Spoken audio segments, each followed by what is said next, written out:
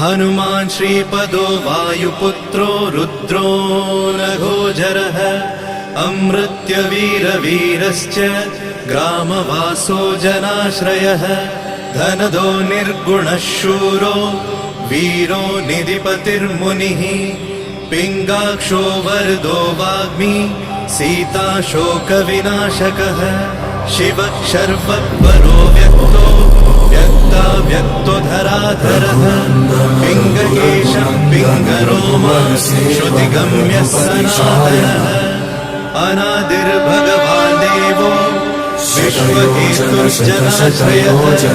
आरोग्यकर्ता विश्वेषु विश्वनाथो हरीश्वरः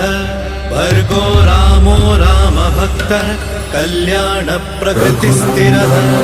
विश्वम्भरो विश्वमूर्तिर्